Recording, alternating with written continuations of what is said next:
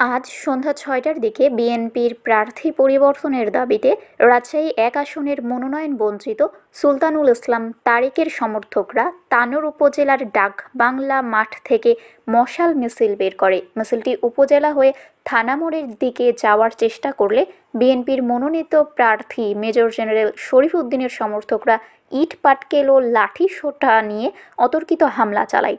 এতে দুই পক্ষের মধ্যে সংঘর্ষ বাধে।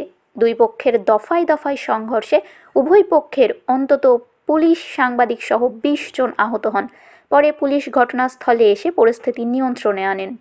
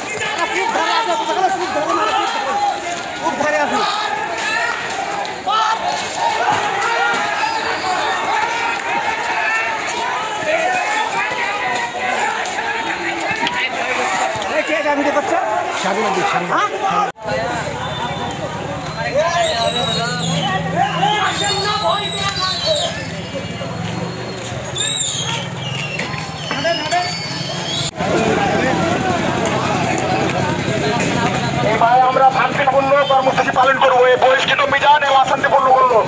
বহিষ্কৃত মিজান যার দলের কিছু পরিচয় নয়, সে আমাদের গাড়ি আজকে ডাকাতি করছে, আমাদের গাড়ি আটকাইছে। বহিষ্কৃত মিজান। শারমিন শিমু, বরেন্দ্র টেলিভিশন।